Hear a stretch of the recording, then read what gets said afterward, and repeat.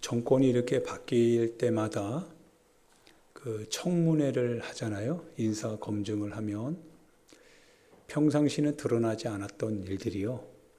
그리고 또한 권력 아래에 있을 때는 전혀 드러나지 않을 수도 있는 일들이요. 권력을 내려놓고 다른 사람에 의하여서 평가받을 때에 저 사람이 저런 일이 있었어 라고 하면서 드러나는 일들이 많더라 이겁니다. 또한 사람이 수면 아래에 있을 때는 평범해 보이는 것 같다가도요, 다 잘하는 것 같다가도 그 사람의 속속들이 이렇게 비추기 시작해 보면 드러나는 것들이 한두 가지가 아니더라 이거예요. 야, 저 사람 저기 자격이 있나? 참 어려운 사람이네. 그런 일들이 실은 우리 여러분이나 저 안에도 부지기수로 많겠죠. 우리 신앙도 마찬가지일 것이라 생각이 됩니다. 신앙만큼 깨끗하고 정결해야 될 것이 없죠. 왜냐하면 내가 거룩하니 너희도 거룩할지니라 라고 하시니까요. 거룩이라고 하는 것을 우리의 프리즘에 맞추는 게 아니라 거룩이라고 하는 것은 거룩을 정하신 분의 프리즘에 맞춰줘야 되는 거죠. 그래서 내 뜻대로 행하는 자라야 나를 사랑하는 자다라고 하는 말씀. 거룩이라고 하는 것은 하나님으로부터 우리에게 맞춰지는 거죠. 내게 맞춰지는 하나님이 아니라 하나님이 계시는데 그분이 거룩하세요. 그런데 그분에게 내가 다가가야 되는데 그분에게 다가가려면 그분의 수준에 맞아야 돼요. 도달해야 됩니다. 근데 안 되는 거거든요. 그래서 의복을 왜 입지 않고 여기 예식에 왔느냐라고 예수님께서 비유로 말씀하시기도 합니다. 하나님께서 원하시는 예복, 왜 그 예복을 입지 않고 그냥 왔냐라고 하는 거예요. 하나님의 세밀한 기준이 있다라고 하는 거죠. 평상시는 잘 몰라요. 평상시는 그냥 그만하게 신앙생활 잘하는 것 같고 그만하면 다 천국 갈 것 같고 그래요. 그런데 주님께서 이제 등단하시고 우리 한 사람 한 사람을 세운다고 하셨어요. 그래서 그리스도 앞에 우리가 서서 그 행한 대로 너희가 하나님 앞에 짓고 직접 고해야 된다라고 말씀을 바울 사도를 통해서 우리에게 하셨습니다. 짓고 해야 된다는 거죠. 즉 청문회 그 이상으로 주님의 거룩하심에 맞게 내가 내 삶을 살았는지에 대해서 이제 판단해야 된다는 거예요. 여러분 어떤 신앙생활을 하고 있습니까? 한 번은 광야에서 이스라엘 백성들이 광야에서 모세를 따라 나왔어요. 왜 나왔는지도 실은 몰라요. 나오는 게 좀 좋았어요. 그냥 하나님의 영광과 하나님의 역사를 보니까 내가 너희를 애굽 왕 바로의 손에서 내 강한 손과 편팔로 이끌어낸 것을 기억하라. 예, 너무 좋았어요. 하나님의 능력으로 지금까지 430년 동안 노예 생활을 했으니까 대대로 노예 생활을 했으니까 노예에서 해방된다는 게 얼마나 좋아요. 너무 좋았죠. 더군다나 이웃 바로 왕의 그 바로의 백성들을 향하여서 야 이것 좀 줘, 이것 좀 줘, 이것 좀 줘라고 하면 그들이 두려워서 안 줄 수 없을 만큼 그러니까 자존감이 굉장히 높아졌죠. 이것 봐라 그러면서 나올 때는 굉장히 좋았어요. 그러다가 여러 가지 자신들의 모습을 보게 되죠. 홍해를 만나니까 위축되는 자신들의 모습, 바로의 군대가 쫓아오는 것으로 인하여서 두려워하는 모습, 광야로 들어가니까 하나님의 능력으로 인도함을 받아서 기뻐할 때는 엊그제 같은데요. 바로 물 없고 먹을 것 없으니까 또 불평하고 원망하는 그들의 모습. 그들은 하나님의 손에 이끌리며 모든 것이 다 형통하게 되는 줄 알았어요. 잘 되는 줄 알았어요. 하나님의 손에 이끌려서 광야로 들어가면 하나님께서 수일 안에 약속의 땅 가나안 땅으로 데리고 들어가실 줄 알았어요. 그런데 자격이 안 되는 거예요. 가나안 땅을 허락하기에는 그들이 자격이 안 되는 거예요. 하나님께서 자격을 갖출 수 있도록 시간을 이제 늘리십니다. 그들이 원인모를 일들을 이제 겪게 됩니다. 근데 그것이 바로 하나님의 나라로 이끌어 가고자 하는 하나님의 큰 계획입니다. 우리를 버리신 게 아닙니다. 우리를 이끌어 가시는데 이끌어 들이시기 위하여서 우리를 만들기를 원하시는 거죠. 즉 하나님의 이 플랜이 있다는 거예요. 그런데 이스라엘 백성들이요, 자신들의 플랜을 버리지 못해요. 자신들이 애굽에서는 우리는 이렇게 먹고 마셨다라고 하면서요, 광야의 현장에 대해서 계속 불평하고 원망만 해요. 하나님의 뜻은 그게 아닌데요. 만들어가는 건데요. 하나님께서는 계속적으로 무에서 유를 창조하시는 이 하나님에 대한 이 믿음을 그들의 가슴 속에 새기기를 원하시는 거거든요. 기억하기를 원하시는 거예요. 기억하라, 기억하라, 기억하라. 근데 이스라엘 백성들은 당장의 내 삶의 현장만 봐요. 그래서 메추라기 때가 오면 좋아요. 반석에서 물을 내니까 좋아요. 당장 그들의 필요를 채워주니까요. 근데 물 나오기 전에 반석은 불평거리예요. 메추라기 임하기 전에 그 광야의 메마른 땅은 불평밖에 안 나와요. 그들의 눈은 항상 현실에 묶여 있습니다. 그래서 하나님께서 신앙이라고 하는 것은 현실 밖에서 임하시는 하나님의 은혜를 통해서 너희가 살아야 된다라고 하는 그것이 바로 믿음이라고 하는 것. 그 믿음을 갖기를 원하십니다. 한 번은 제자들이요, 어부였잖아요. 평생을 고기 낚는 어부로서 뼈가 굵은 사람들입니다. 바닷가에 대해서 뼈가 굵은 사람들이에요. 그런데 어느 날 예수님이 오셔서 나를 따르래요. 나를 따라오래요, 예수님이. 얼떨결에 따르기는 따랐어요. 그런데 그들 안에는 여전히 이 바다에 대한 지식이 꽉 차 있습니다. 어느 날 예수님이요, 갈릴리 바다를 이제 건너가야 되는데요. 그래서 배 위에, 배 안에 예수님을 모시고 이 편에서 저 편으로 건너가는데 풍랑이 일기 시작합니다. 풍랑이 막 일어요. 제자들이 이쯤 되니까요, 바다에 대한 빠삭한 지식이 있잖아요. 해도 안 될 것 같다라고 하는 것을 알고 있어요. 그래서 그 해도 안 될 것 같다라고 하는 현실 앞에서 그들이 두려워하기 시작합니다. 부들부들 떨기 시작해요. 불이 나게 예수님을 깨우면서요, 예수님께 호통치기 시작합니다. 주무시기만 할 겁니까? 예수님이 일어나세요. 예수님이 그들이 아는 방식이 아니라요, 전혀 새로운 방식으로 풍랑을 헤쳐나갑니다. 바람아, 파도야, 잔잔하라. 그러니까 잔잔해져요. 그들의 지식으로는요, 받아들일 수 있는 지식이 아닙니다. 그들이 지금까지 경험한 바에 의하면 이런 일은 일어날 수도 없고 일어난 적도 없습니다. 그래서 그들이 놀라기 시작합니다. 너무 놀라워요. 신앙은 놀라운 겁니다. 신앙은 그래서 기적인 거죠.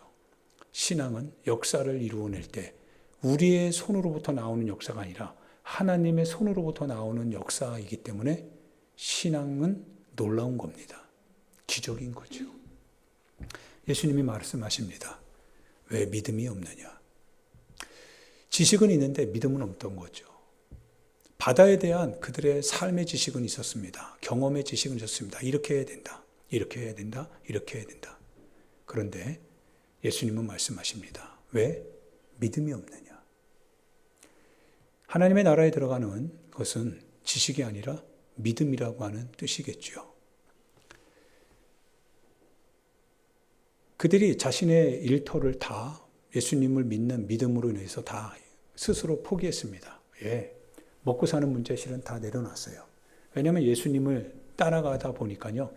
예수님이 떡 5개 물고기 2마리로요. 수천 명의 사람, 수만의 사람을 먹이고도 남기더라 이거예요. 얼마나 뿌듯해요. 뿌듯하죠? 너무 뿌듯해요. 그래서 예수님을 따라가면 먹고 마시는 문제는 해결될 것 같아요. 언제요? 12광주리를 항상 보여주실 때. 근데 예수님이 그러지 않거든요. 12광주리는 그때입니다. 그리고 나서 예수님을 따라다니는 그들에게는 항상 배고픔이 와요. 여전히 배고프고 여전히 헐벗고 여전히 고통스럽습니다. 많은 사람들이 예수님을 따라왔지만 그들이 예수님을 떠나갑니다. 떠나가는 이유는 확실합니다. 그들이 원하는 현실의 신앙과 주님이 원하시는, 주님이 요구하시는 신앙과 다른 거예요. 내가 너희에게 주는 것은 영이다라고 하는 거예요. 영적인 거랍니다. 영적인 싸움, 영적인 저항, 영적인 투쟁. 현실에 저항할 수 있는 힘.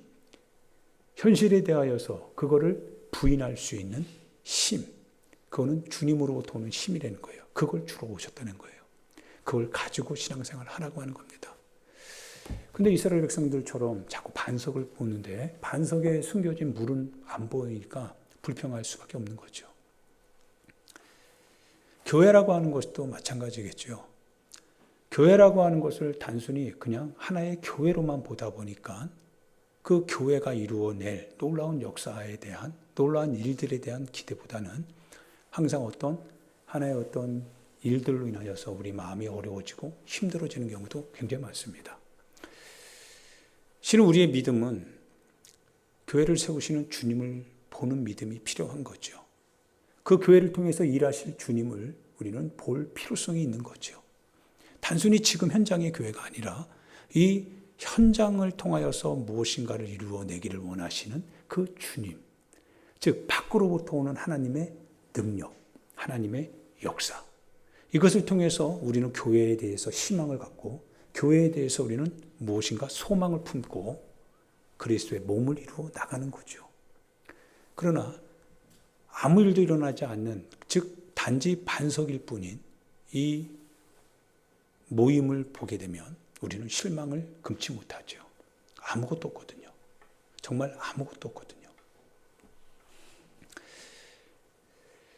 사랑하는 여러분, 신앙이 뭡니까? 우리의 신앙은 주님을 바라보며 나아가는 삶이죠. 할렐루야. 주님을 바라보며 나아가야 됩니다. 이 사람 보면 힘들잖아요. 그죠? 사람 보면 어려워지고 사람 보면 실망하게 되고, 그래서 사람을 쓰시는 하나님을 봐야 되죠. 하나님을 보면 용기가 생기죠. 하나님을 보면 기대가 생기죠. 나도 부족한데 너도 부족하고, 그런데 부족한 우리들을 통해서 일하시는 주님, 야 대단하다. 대단하신 주님으로 인하여서 여러분과 내가 하나의 공동체를 이루어 나가는 거죠. 그것이 규모가 크든 규모가 작든 넉넉하든 부족하든. 신앙은 언제나 내가 처한 삶의 현장에서 이 현장을 보는 게 아니라 현장 너머에서 일하시는 주님을 보는 거죠. 할렐루야. 여러분의 믿음을 가지고 살아가면서 이제 인생의 끝날, 주님 앞에 다 서게 될 그날, 우리는 부활하죠. 여러분과 나는 부활합니다. 이 부활 신앙이 확실합니다. 그래서 제가 지지난주 경험했잖아요. 그 내시경, 수면 내시경을 하니까, 야, 주님 품에서 잠자는 게 이거구나 라고 하는 거를 좀 느꼈어요. 그것이 짧지만 수면으로 내가 길어지는 시간이라면, 시간은 굉장히 길었지만 일어나고 깨고 일어나고 자고 일어나는 그 사람은 아무것도 아니죠. 그냥 일어난 거예요.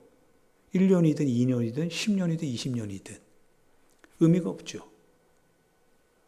그런데 일어나더라 이거예요. 일어나서 딱 보니까 중간의 시간은 다 의미가 없어요. 그냥 일어난 거예요. 예수님이 그리고 제자들이요 성경에서 말합니다. 주님 품 안에서 잠자는 자들이 먼저 주님이 오실 때 일어나게 될 것이다. 일어난다는 거예요. 주님과 함께 공중에 혼인잔치에 참여하게 된답니다. 누가요? 주님 안에서 잠자는 사람들, 주님의 품 안에서 죽은 사람들, 이분들이 주님 안에서 먼저 몸의 부활을 이루어내는 거죠. 그 다음에는 여러분과 나죠. 살아있어서 주님이 오신다면 우리의 몸이 승화되는 거죠. 변화되는 거죠. 홀현이, 즉 갑자기 거룩한 몸으로 변화될 것이다 라고 하는 거죠. 할렐루야. 그런데 천국 가야 되잖아요. 그죠? 천국 가야 돼요. 부자와 나사로의 비유를 수천 년 동안 해오고 있습니다. 교회가 항상 부자와 나사로의 비유를 계속적으로 해오고 있으며, 제 어렸을 때 들었던 거, 주여 주여 하는 자마다 천국 가는 게 아니다. 하나님의 뜻대로 행하는 자라야 하나님 나라 들어가는 것이다. 진짜 복 있는 사람이 무엇인지 아냐? 복 있다라고 하는 것은 지금 오늘 여기에서 하나님의 뜻을 따라 사는 게 복이 있는 거다. 왜? 하나님의 나라가 그들의 것이 되는 것이니까. 이 말씀을 예수님의 제자로부터 지금 오늘 여기까지 계속 수천 년 동안 교회를 통해서 저도 들어왔습니다. 천국 가야죠.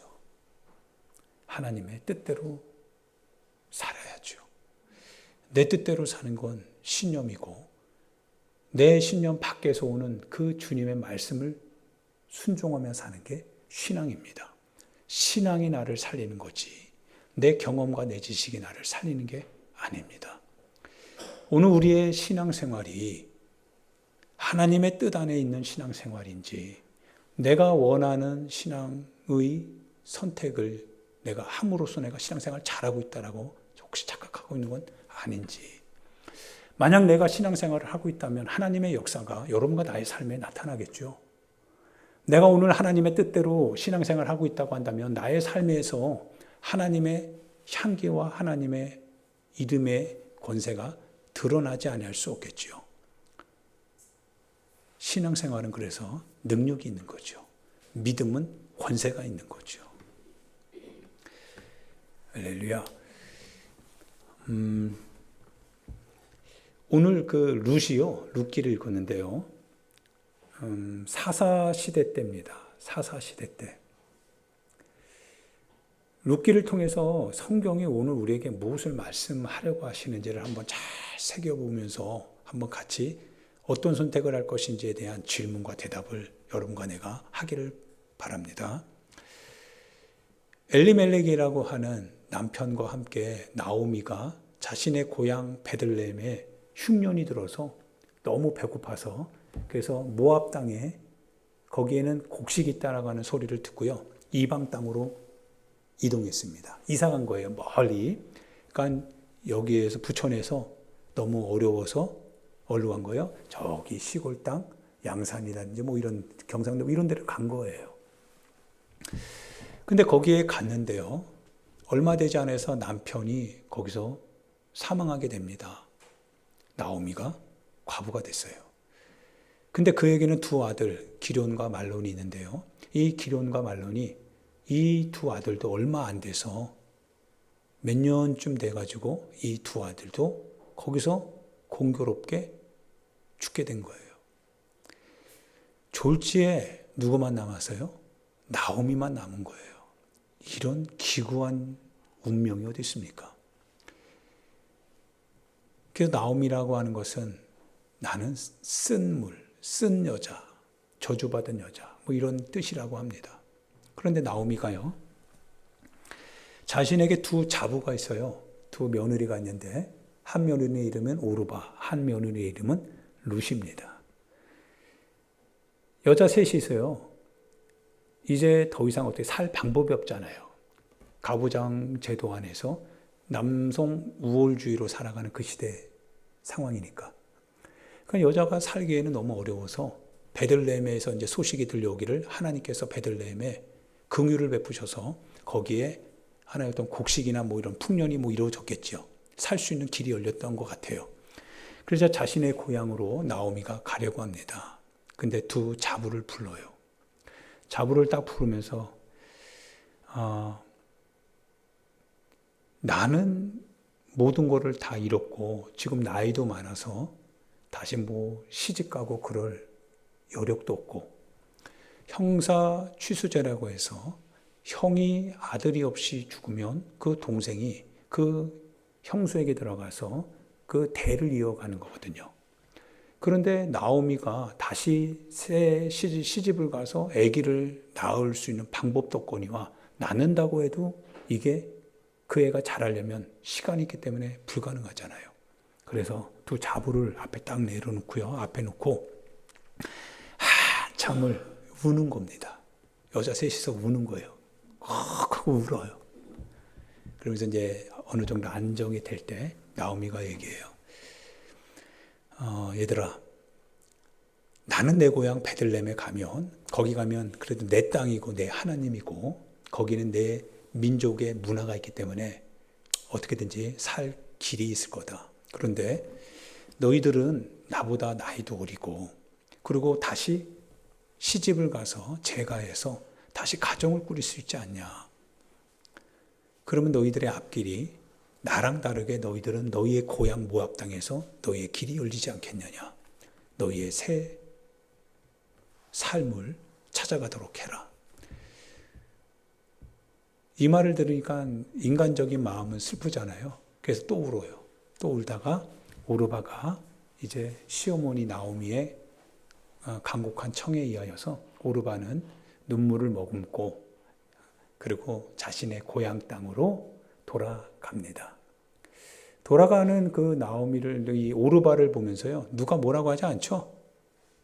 마음으로는 같이 가고 싶은데, 그런데 실은 자신의 인생을 이렇게 생각해 보니까 단순히 나오미를 따라가는 것이 그 길이 쉽지만은 않을 것 같더라 이거예요. 그래서 그 자신의 시어머니를 그 말씀을 듣고 자신의 모압 땅에 남아서 자신의 인생을 새롭게 개척해 나가기로 결정합니다. 그런데 룻이 문제예요. 이 룻이 이 며느리가 갑자기 나오미를 붙들고요. 강력하게 말하는 거예요. 나로 어머니 돌아가게 하지 말래요. 나로 돌아가게 하지 말래요. 룻이 어머니를 향해서 또 말합니다. 어머니가 가는 곳이 곧 내가 갈 곳이라는 거예요. 어머니가 섬기는 하나님이 나의 하나님이라는 거예요. 모압에는 모압 그모스 신이 있거든요. 많은 다신이 있거든요. 그 모든 신들이 있음에도 불구하고 어머니가 섬기는 그 신, 즉 하나님이 내 하나님이 되는 거래요. 다 바꾸겠다는 거예요. 다 바꾸겠다는 거예요. 싹 다 바꾸겠대요. 어머니의 민족이 내 민족이래요. 어머니의 민족이 내 민족이 됩니다. 죽는 것 외에는 어머니와 내 사이가 갈라지는 일 없답니다. 얘기 다 들었거든요. 나오미에게서. 너 청산가부가 되는데 내게는 희망, 너에게 줄 희망이 하나도 없는데 먹을 것도 없는데 살 것도 없는데 가서 누군가가 나에게 거처할 곳이 있으면 그곳이 곧 내가 살 집이 되는데 너가 이런 내 운명을 같이 끌어안고 가려느냐. 죽는 일 외에는 그런 헤어지는 일 없답니다. 나오미가 만류해도요. 이 룻의 각오가 더 강한 거예요. 여러분 같으면 어떻습니까? 제자들이 예수님을 따라 나서잖아요. 예수님을 따라 나설 때는요, 예수님이 예루살렘에 갈 때쯤 되니까 그 오른팔과 왼팔과 같았던 그 요한과 야고보가 어때요? 이때다 싶어서 그 예수님을 향해서 가지고 있었던 그들의 포부를 드러내잖아요. 주님 성에 들어가시면 나는 주님의 우편, 이 내 형제는 주님의 좌편에 앉게 해주세요. 그리고 요한이라고 하는 사람이요, 우리에게 속하지 않은 어떤 사람이 예수님의 이름으로 귀신을 쫓아내니까, 아니 저놈이 우리 공동체에 속하지 않은데 저놈이 주님의 이름을 사용해서 쫓아내? 예수님께 일러 바치고 당장에 금하게 할까요? 그들의 어떤 이 터부시되는 그 공동체 이름이 그들에게 있더라고요. 그만큼 예수님은 그들에게 어떤 하나의 경건이 이익의 수단처럼 여겨졌던 것 같아요. 예수님만 있으면 뭔가 이로운 것 같아요. 예수님만 있으면 뭔가 이득이 있을 것 같아요. 그런데요, 예수님이 이제 십자가 지고 가잖아요.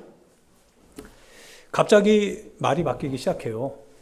갑자기 예수님께서 인자가 장로들에게 버림을 당하고 이방인의 손에 넘겨져서 죽임을 당한다라고 하는 얘기를 들으니까요, 갑자기 제자들이 어때요?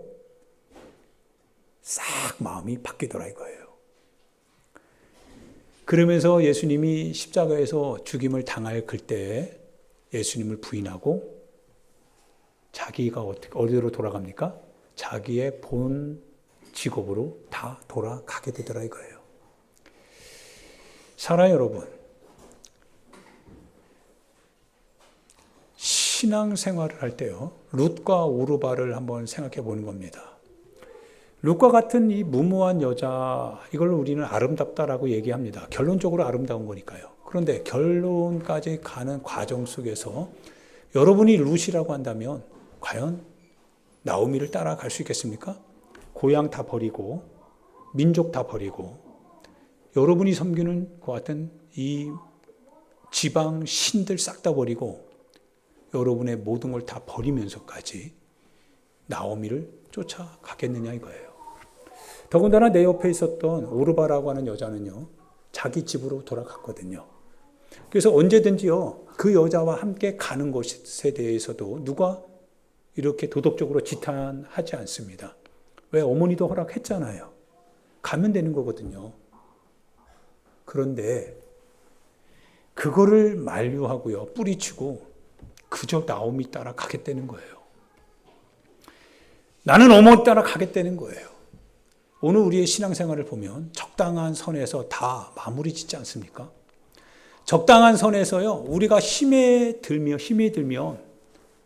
힘에 드는 거는 다 재단합니다. 그리고 적당하게 내가 취할 수 있는 것만 취합니다. 경건이 이득의 수단이 되지 않으면 더 이상 경건의 이름을 가질 수 없습니다. 예수님이 우리의 하나의 어떤 그 합리화를 위한 대장이십니다. 내가 하나님의 뜻을 위해서, 하나님의 말씀을 위해서요, 내가 희생하고 내가 헌신하고 하나님의 뜻을 위해서 내 인생이 비록 버림당하는 일이 있다 할지라도 내 인생이 그래도 하나님 앞에 쓰임받을 수 있다고 한다면 더 이상 이와 같은 결단은 이제는 유효하지 않습니다. 모든 것은 내 자신에게 집중되어야 됩니다. 모든 스포트라이트는 다 내 관점에 맞춰져야 됩니다. 이게 아니면 이제 예수님의 이름은 우리에게 더 이상 의미가 없을 것 같다. 이게 오늘 현대를 살아가는 혹시 우리의 모습이 아닐까라고 하는 생각도 같습니다. 여러분, 예수님 때문에 재정적으로 핍절당한 적 있습니까? 여러분의 직장을 예수님 때문에 다 포기한 적 있습니까? 예수님을 위하여서 여러분 자신이 수치를 당해 본 적 있습니까? 모욕을 당해 본 적 있습니까? 예수님의 이름을 전하다가 여러분 자신이 모욕당할 걸 알면서도, 부끄러워질 것을 알면서도 예수님의 이름을 전한 적 있습니까? 예수님. 나를 버리고 나를 따르려거든 너 자신을 버려야 되고 모든 걸 다 내려놔야 된다라고 하시는 주님의 그 목소리. 우리가 주님을 따르겠지만은요. 그러나 나로 하여금 먼저 내 부모님께 인사드리게 해주세요. 장사 지내게 해주세요. 내가 먼저 내 사업을 다 정리할 수 있도록 먼저 갔다 오도록 허락해 주세요. 라고 할 때 주님이 허락하지 않습니다. 쟁기를 잡고 뒤를 돌아보는 자, 예수님께 합당하지 않답니다. 예수님, 쟁기를 잡지 않으면 어떻게 살아요? 라고 우리는 잡을 수밖에 없는 이유를 우리의 삶의 지식과 경험을 통해서 얘기할 때 주님은 그 삶의 지식과 경험에 대해서 우리에게 말씀하십니다. 버려야 산다는 거예요. 신앙으로 사는 거지 너가 가지고 있는 삶의 지식으로 사는 게 아니랍니다. 신앙으로 사는 것이다. 룻이요, 나오미를 따라 정말 갔습니다. 어떻게 뜯어말려요? 신앙은 그래서 한번 결정하면 못 말리는 거예요. 주님이 내게 주시는 은혜를 내가 받았으면 못 말리는 거예요. 확실하잖아요. 너무 확실한 일이 아닌가요? 주님이 주시는 계시, 능력, 권세, 그 성령의 역사를 받은 사람, 성령을 가진 사람은 성령의 성품이 드러나요. 성령의 역사가 나타나요. 변하지 않는 거예요. 흔들리지 않아요. 성령이 그러신 분이기 때문에요. 이게 성령의 역사입니다. 룻이 갑니다. 가가지고요, 어머니에게 딱 얘기하면서 이스라엘의 문화는 뭡니까? 곡식을 거둘 때 가난한 자들을 위하여서 곡식의 이삭이 떨어지거든 뒤를 돌아보고 그거를 줍는 게 아니라고 했거든요. 싹 다 흔적 없이 줍는 게 아니라 내버려 두라고 했어요. 가난한 자들이 먹을 수 있도록. 그게 이스라엘의 하나님의 명령입니다. 그래서 하나님의 명령을 따르는 이스라엘 백성들이요, 이제 보리 추수하고 밀을 추수할 때, 맥추절이겠죠. 추수할 때 그 이삭들이 떨어지는 것에 많은 여자들이 그 뒤를 쫓 따라다니면서 그 이삭을 주워요. 그런데 나오미의 자부인 룻이요, 아침 일찍 가서요, 점심 잠깐 먹고 어머니 점심 챙겨드리고 그리고 또 저녁 늦게까지 그 밭에서 계속 이삭을 줍는 거예요. 허리가 끊어질 것 같잖아요. 신앙인이 신앙생활 잘하는 사람이 현실적으로 대충 산다, 이거 아닙니다. 신앙생활을 잘하는 사람이요, 목숨 걸고 주님 따라갔기 때문에 주님 이름 실추시키지 않기 위해서 자신의 삶에서 최선을 다하는 겁니다. 열심히 살아요. 열심히 삽니다. 보아스가 그걸 보잖아요. 보아스가 딱 보는데, 보아스는 누굽니까? 바로 다윗의 증조 할아버지입니다. 룻은요, 증조 할머니예요. 그런데 지금 이 상황은 뭐예요? 어떻게 그들이 다윗의 증조 할머니, 증조 할아버지가 될 수 있겠냐 이거예요. 불가능한 거거든요. 만약 룻이요, 나오미를 따라서 이스라엘 땅으로 오지 않으면, 그러면 이 모든 것은 아마 무효가 될 겁니다. 그런데 나오미를 따라요, 자신도 똑같이 나오미와 함께 저주받은 여자와 함께 가는 인생으로 결단을 합니다. 그런데 뭐만 있어요? 신앙만 있는 거예요. 신앙만. 그냥 믿음 가지고 가겠다 이거예요. 하나님이 나의 하나님이 되니까 난 그 하나님 모시고 가겠다 이거예요. 그러고 나서 진행해 나가는데요, 하나님의 놀라운 은혜가요, 그 룻에게 임하더라 이거예요. 할렐루야. 인내는, 따라해볼까? 인내는 쓰나 그 열매는 달다. 예, 인내는 쓰지만 그 열매는 달다. 여러분 알죠? 우리가 신앙 안에서 참아내는 이 순간은 어렵지만, 그러나 신앙이 이제 이루어낼 수 있는 그 열매를 볼 땐 내 인생에 이 달다, 이 느낌이 오는 겁니다. 신앙으로 견뎌내는 것이 순간의 쾌락을 위해서 살아가는 그러한 인생보다 더 아름답고 더 멋진 겁니다. 내 자신이 신앙으로 말미암아 내가 선택한 이 행동에 대한 대가 지불이 비록 고통스럽다 할지라도, 그러나 그 순간을 이기지 못해서 내 자신의 쾌락과 내 자신의 욕구 충족을 위해서 선택하는 그 어떤 것보다 더 아름답고 더 멋진 겁니다. 할렐루야. 그래서 신앙은 인내인 거죠. 신앙은 곧 참아내는 겁니다. 하나님의 뜻을 위하여서 참고 가는 겁니다. 말씀을 마치기 전에 몇 가지 예를 좀 더 드리고 그리고 마치려고 하는데요. 아브라함과 롯을 여러분 기억하죠? 아브라함과 롯이 하나님의 은혜에 의해서요. 양과 소가 굉장히 번창하게 됩니다. 그런데 이건 하나님의 은혜입니다. 근데 문제가 생기고 갈등이 생겨요. 번창하니까 서로 목자들끼리 싸워요. 롯과 아브라함이 싸워요. 그 목자들이요. 그 부리는 종들이. 그러자 아브라함이 자기 조카 롯을 불러요. 사랑하는 조카 롯, 네가 동쪽을 선택하면 내가 서쪽을 선택하겠다. 만약 네가 서쪽을 선택하면 내가 동쪽으로 가겠다. 네가 먼저 선택해라. 라고 했더니 롯이 뭘 선택합니까? 양과 소를 먹일 수 있으려면 물이 있어야 되고 초장이 있어야 되잖아요. 딱 요단강 건너편을 보니까요. 초목이 막 무성하더라 이거예요. 물도 굉장히 좋더라 이거예요. 당연히 롯이 삼촌인 자기 큰아버지인가요? 큰아버지인 아브라함에게 양보했으면 좋은데 자기가 먼저 선택을 합니다. 근데 그곳이 바로 뭡니까? 멸망당하기 전의 소돔과 고모라더라 이거예요. 당장의 눈에 들어오는 그 현실은 정말 아름답고 풍요롭게 할 만큼 좋았기 때문에 그곳을 선택하지 아니할 수 없었지만 그러나 알고 보면 그 땅은 자신의 영혼에 멸망을 가져다 줄 함정이었더라 이거예요. 풍요에 속으면 안 됩니다. 신앙이 물질에 속으면 안 돼요. 신앙이 우리 자신의 삶의 현실에서 이루어지는 그와 같은 넉넉함에 속으면 안 됩니다. 절대 속는 게 아니에요. 무엇에 인도함을 받아야 되느냐? 약속이 있는 말씀이 있느냐 없느냐가 중요한 겁니다. 네가 알지 못하는 그 땅으로 내가 인도해 드리는데 그 땅에서 내가 너로 이와 같이 만민의 조상이 되게 할 것이다 라고 하나, 이 땅을 내가 너에게 줄 것이다 라고 하는 하나님의 약속이 그 광야에 있느냐 없느냐, 이게 우리가 선택해야 될 바로 기업입니다. 할렐루야. 신앙은 약속을 잡는 그 같은 선택이어야 됩니다.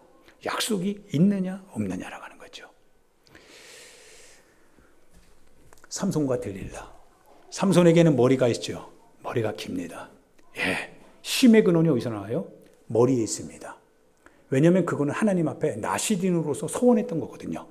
삭도를 대지 않는 이상 하나님의 힘이 삼손에게서 끊어지지 않겠다라고 하는 것은 하나님의 약속 있는 말씀이었습니다. 그런데 들릴라가 어때요? 현실에서 구애하기 시작합니다. 막 요구하기 시작해요. 들릴라가 계속 삼손을 유혹하면서 삼손을 뭡니까? 마음을 어렵게 만들어요.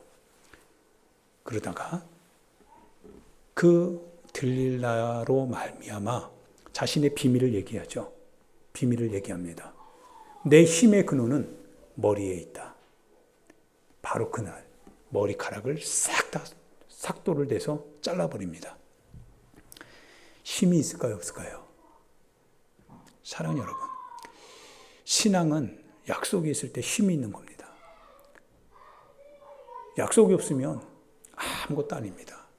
믿음 생활도 마찬가지고 우리에게 주어진 이 성경을 따르는 이 성도의 신앙의 길도 마찬가지입니다. 주님이 계실 때 힘이 있는 거예요. 주님이 동의해 주실 때 힘이 되는 거지, 그분이 동의하지 않으면 아무것도 아닙니다. 그래서 소금이 맛을 잃으면 무엇으로 짜게 하겠느냐, 다만 사람에게 밟힐 뿐이다 라고 얘기하고 있는 겁니다. 할렐루야. 그래서 들릴라를 실은 물리쳤어야 돼요. 아무리 마음이 어려워도 들릴라, 즉 세상적인 이 구애, 야 세상으로 와, 현실로 와, 야 네가 좋아하는 거 줄게, 네가 원하는 거 가질 수 있어, 차지할 수 있어, 이거를 통하여서 너의 인생이 이렇게 그려갈 수 있어, 그 스토리, 그 그림의 밑그림 칠할 수 있어, 내가 너 인생을 아름답게 해줄게 라고 세상은 우리를 하나님의 말씀, 약속 있는 말씀으로부터 끌어내려고 합니다. 그래서 안식일을 어기게 하고요, 하나님의 말씀대로 살지 않아도 그래도 일이 여전히 어제의 일, 오늘의 일, 앞으로의 일 뭐 변하지 않으니까 뭐 아무 일도 일어나지 않네 라고 하면서 우리 영혼을 자꾸 수렁으로 끌고 갑니다. 그런데 어느 날 어느 순간 보니까 우리의 인생이 더 이상 돌이킬 수 없는 지점에 있게 될 때 남는 건 후회밖에 없더라 이거죠. 사랑하는 여러분, 하나님의 길을 선택합시다. 하나님의 길을 선택해야 됩니다. 신앙을 선택해야 되지 내 신념을 따라가면 안 됩니다. 신앙은 내 안에 있는 게 아니라 내 밖으로부터 오는 것을 내가 그거를 신뢰하는 겁니다. 그리고 믿고 따르는 겁니다. 어디를 가든지 어디에 계시든지 주님 계시는 그곳이 곧 내가 있어야 될 곳이다라고 하는 사실을 내 마음으로 고백하고 그분이 어떤 일을 하든지 그분이 무엇을 계획하고 계시든지 그것이 비록 나와 맞지 않고 내 뜻, 내 삶, 내 목표, 내 방향과 다르다고 할지라도 그러나 그것이 주님의 방향, 주님의 목표, 주님의 원하시는 계획이라고 한다면 주님, 내가 거기에 내 인생을 맡기기를 원합니다. 이게 바로 신앙 생활입니다. 할렐루야. 주여 주여 하는 자마다 천국에 들어가는 것이 아니라 이와 같이 하나님의 뜻대로 행할 때 여러분과 내가 하나님의 나라에 들어갈 수 있습니다. 옆사람 보면서 한 번 더 인사할까요? 주님 안에서 하나님 나라 들어갑시다. 이제 우리 같이 하나님 앞에 기도하도록 하겠습니다. 사랑하는 여러분, 에서가 장자권을 가지고 있었고 야곱은 팥죽 한 그릇이 있었습니다. 에서나 야곱이나 다 똑같은 놈들입니다. 그런데요, 똑같은 놈들이지만 에서가 더 어리석었습니다. 에서는 장자권을 넘기지 말았어야 되는데 그 장자권을 그깟 팥죽 한 그릇, 지금 당장 배고파서 죽게 될 것 같은 그 같은 육신의 그 소욕을 이기지 못해서 그 팥죽 한 그릇 그 냄새 그 빛깔로 인하여서 보이지 않지만 그러나 영원히 자기 자신이 기업을 얻게 될 장자권을 팔아 넘겨버리더라 이거예요. 정말 안타깝습니다. 사랑의 신앙생활이라고 하는 것이요, 현장에서 우리에게 어떻게 보면 그 신앙이 우리에게 유익을 주는 거 맞습니다. 그런데 그 유익이 내가 원하는 것 같은 이득과 다를 수 있습니다. 내가 신앙생활을 하려고 하다 보면 더 어려워질 수 있고 힘들 수 있고 고통이 올 수 있고 그리고 남들은 겪지 않는 일들을 내가 겪고 참아야 되는 일들도 생길 수 있습니다. 야, 신앙생활 어렵다. 야, 신앙생활하기 참 어렵다. 그렇다고요, 그 신앙을 팥죽 한 그릇에 팔아 넘길 수는 없습니다. 내 육신의 선택을 강요하는 그 현실에 내 신앙을 바꿀 수는 없다라고 하는 사실입니다. 사랑하는 여러분이요, 주님 곧 오십니다. 주님이 오시는 날 모든 이들이 주님을 보게 될 것이라고 하셨습니다. 우리 기도할 때요, 주님 뜻대로 살게 해달라고요. 현실이 비록 어렵고 힘들고 고통스럽더라도 그러나 주님 말씀을 기억하며 약속 있는 주님의 말씀을 따라 내가 삶을 살게 해달라고요. 그래서 주님 오실 때 부끄럽지 않게 주님 볼 수 있게 해달라고요. 우리 같이 주여 한번 부르고 우리 하나님 앞에 기도하도록 하겠습니다. 기도.